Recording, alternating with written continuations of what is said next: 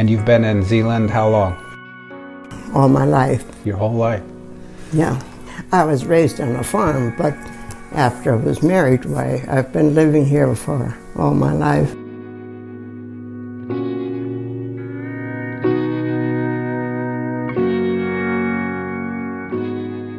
You're listening to Dakota Spotlight. My name is James Wallner. It is February of 2024, and this year is a leap year, which means, of course, there's one extra day on the calendar this month. And that's a lucky thing for some of you. I'll tell you why that's lucky for you later in this episode. Today's episode will be a little bit different. As you likely know, we are in the midst of a rebroadcast of a season very dear to my heart, Zeeland, about the tragic murders of Wade and Ellen Zick in 1976. In fact, if you've been following along, episodes 1 through 3 are already behind us. But guess what? Today we're not going to listen to episode 4. Nope, that's coming to you next week. If you are surprised by this unexpected move on James Wallner's part today, well, that's good, because never be predictable, I always say. I mean, that's not entirely true. It's not my motto or anything, never be predictable. Sure, it's nice to mix things up sometimes, but there's a lot of things I want you to feel confident about when you tune into Dakota Spotlight. And in some ways, that's partially what I want to talk about today. Those things that you have come to expect from listening to Dakota Spotlight in the first place. But let's take a quick barometer reading of where we are in the Zeeland story after the first 3 episodes. When we left off last time, at the end of episode 3, we heard the following from the adult Mike Wald, Wade and Ellen's grandson, recalling memories from when he was just 9 years old after his grandparents had been tragically and senselessly murdered. Mike Wald was a kid caught up in and witnessing a grown-up world where, as he was now learning, sometimes very, very bad things happen. Here is a short snippet of Mike Wald from episode 3 of Zeeland, the untold story of Wade and Ellen Zick. When this incident happened, we stayed at a relative's house of ours, Ben and Ebby Wald, and that was kind of like our headquarters, the family, throughout the time we were down there. The nights that we stayed there were a lot of people in the house that were staying there, and we the family, my dad, mom, and my sister and I, we stayed in the same bedroom. But I remember the window to the bedroom and not knowing, and being a kid, that, that was someone going to come in? Is someone going to come back? Is someone going to do something to us? And just being in the house and the news broadcasts and seeing it on TV, and the room would get quiet. Then somebody would, break down. And then again, as kids, we didn't ask.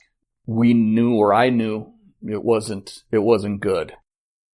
And I guess knowing that they were still out, still loose, and not knowing where they are, maybe my parents over time knew, had an idea where they were headed, where they were spotted, but we didn't know. And so not knowing, could it happen again, or, could it happen to us, was, I think it had, I'm going to say, a little more effect on us than maybe some people realized a little bit,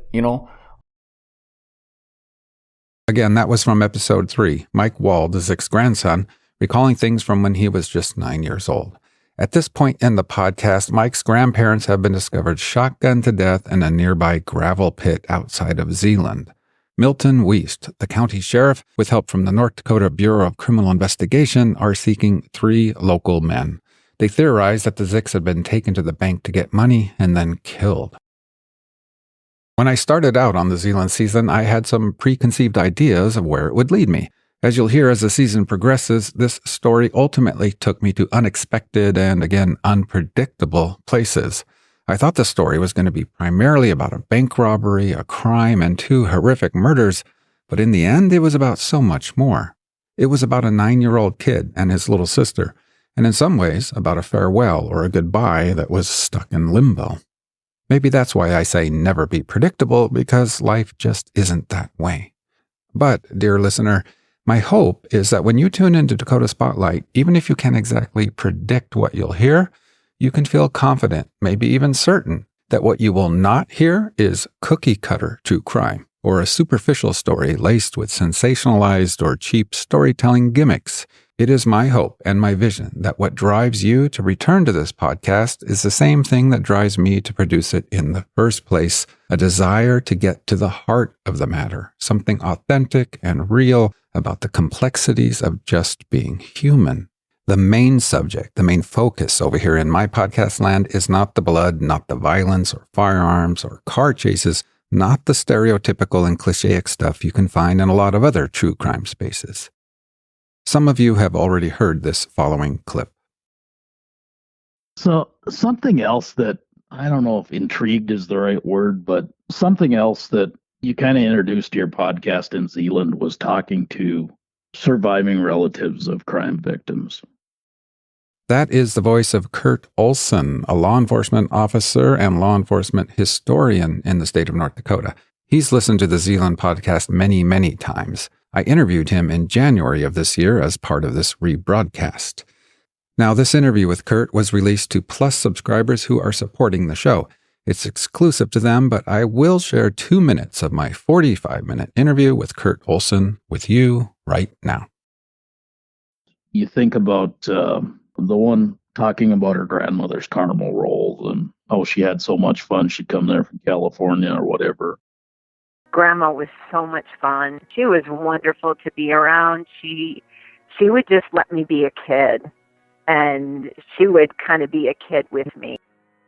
You know, we played games together. She'd play Candyland with me. It just brings out something you don't often see or hear about when you're reading a true crime book or hearing. You don't hear the surviving relatives of the victims' point of view and how they move forward afterwards and the hole it leaves in their lives when these senseless crimes occur. You don't, and it's one of the things that I am most interested in learning. And I've gotten over, the Mandan murders, the latest season, there was a lot of that as well, and I'm coming to the strong belief that this is, I can't put my finger on it, but it's a good thing.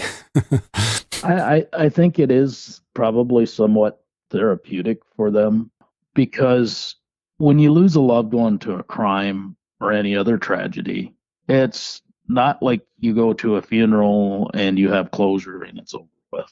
The memory continues. And I think a lot of true crime focuses on the motive of the offender, and while you do focus on offenders and what they did, you also turn the focus on the victims as to what their lives were like. And I think your podcast is more focused on telling a story, where podcasts that jam like a 2-year event into an hour, one episode, they're the wham bam, we're done podcasts. But I think your audience appreciates the time you put into it. Now, dear listener, I won't beat around the bush or attempt to deceive you. This episode is somewhat promotional in nature. Why? Because as many of you know, I recently took the plunge to return to producing this podcast 100% independently. And the future of this show, well, that's something I cannot predict. It is unpredictable.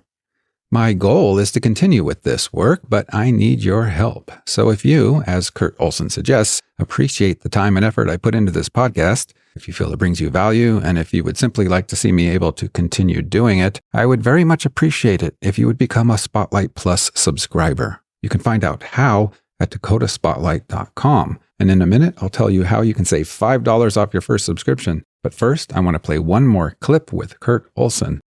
I asked him what he thought of my most recent season of the show, The Mandan Murders.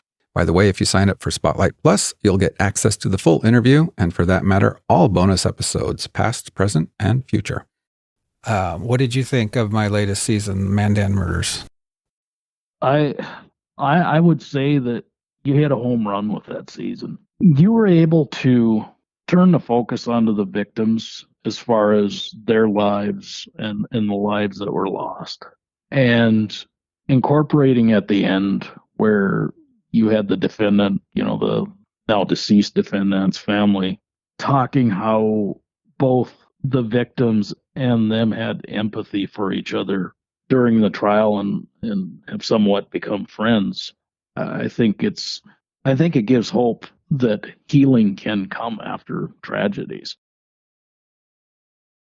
Dear listener, I do want to make one thing clear. Dakota Spotlight is free to listen to, and while life is unpredictable, I can't imagine a future where it will not be available for free. That is, free with commercials, promos, and advertisements, like all podcasts out there. So you might be thinking to yourself, and you're correct by the way, you may be thinking to yourself, hey James, I am supporting the show by listening to the free version with ads. And you're right, that does help, and thank you. But you might not know this, and just ask any creator, for example, musicians with music online, and they will tell you if you really want to make an impact and support their work, the best way is to do it directly to the creator. And that's true. Give a songwriter $5 just once, and that's likely more than they will ever earn from you listening to their songs online. So again, just a little call out. If you would like to support what I do here and see me continue to do this, consider becoming a Spotlight Plus subscriber. Here's what you get for as little as $5 a month, and yes, you can cancel at any time. You'll get all the episodes of Dakota Spotlight without ads. You'll get episodes before the general public, and you'll also get an exclusive subscriber-only newsletter.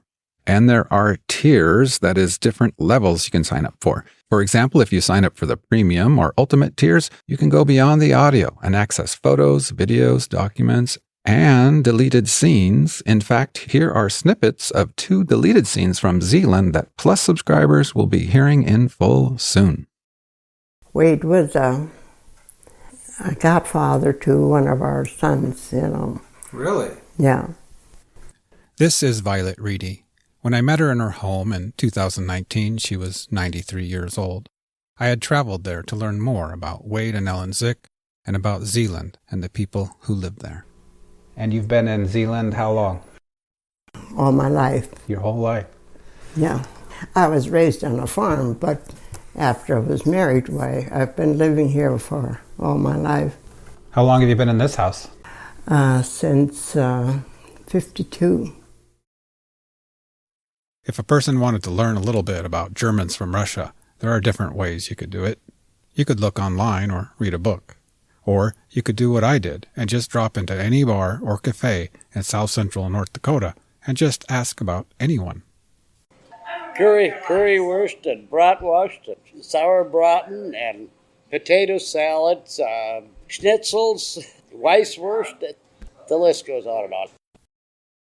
That's just a taste of what Plus subscribers have access to while supporting my work. You know what else they have access to? An exclusive bonus episode I'm releasing tomorrow. Here is a sneak peek of that exclusive bonus episode, my 2024 interview with Mike Wald, whom we just heard in the original podcast. I met with him in January. In the full interview tomorrow, he talks about lots of things, including new members of his family, ice hockey, and more. But in this snippet, Mike talks about the Zeeland podcast and his experience working with me on it. I remember, all the times that we spent on the phone talking, and that was the other cool thing about this was the updates you gave. Oh, I talked to so-and-so. I got this information. I saw this. And to be able to visit with the family about that. And I think that was the whole excitement about the podcast was you're putting all this information. We've been interviewed. We've gone to Zeeland. We've done all this, but how is it going to turn out was the big thing. And I tell you what, from the first podcast to the last podcast, it was very, very well done. It was, it exceeded my expectations, if that makes any sense. It was great. And I think I told you this as well, I wanted to learn as much about this as you did. There were things I didn't know. I knew, a lot of things, but you dug into the history, family history, the background, his teaching, his education, that sort of thing. And, so that was a side that I knew a little bit about, but not a lot. And that was great. And we talked about this when we were at the ceremony, for the, memorial out there, that met people that he taught with. And, the funny thing is both of my daughters are teachers. I think for us, it was, well, in the story you talked about, or Dad did, that the night before the murder, I think it was Saturday or Friday or Saturday, they were at our house and Robin and I were out playing, and it was the first time that they did not say goodbye to us. And so that part of that closure, I think, happened during that podcast. I promised to tell you how to save $5 on a Spotlight Plus subscription. Here's how. Head over to dakotaspotlight.com and check out Spotlight Plus. Choose a tier you want to sign up for, then use the promo code FEB5 to get $5 off. That's promo code FEB5, F-E-B-F-I-V-E. The promo code expires at the end of February, but lucky for you, it's a leap year, so you have one more day than usual to redeem it. That's promo code FEB5, valid through February. And honestly, folks, I didn't even tell you all the cool goodies you can get depending on what tier you sign up for, but I'll let you explore all that yourself at dakotaspotlight.com. Other ways you can support my work include becoming a member of the awesome Facebook group, give a stellar review and rating on Apple Podcasts, set your podcast player or app to automatically download new episodes, follow me on Twitter at Dakota Spotlight, or simply tell a friend about the show. I'm also starting a new podcast network, so if you're interested in advertising on Dakota Spotlight, or if you are a creator and your podcast needs a great home, reach out to me. Head over to dakotaspotlight.com. Now, I'm going to get back to working on Season 10 and all the meticulous and thorough research and work that's required to do it. Next week is Episode 4 of the rebroadcast of Zeeland. Thank you for listening. I'll leave you with some music by Sleepy Driver as heard in the Zeeland series. And remember, friend, as you journey through life, be safe, but also be your own self and never be predictable. Or at the very least, mix it up once in a while. Life is full of colors, tastes, and sounds. Why not live it fully and embrace it wholeheartedly? I'm James Wallner, and I will see you next time.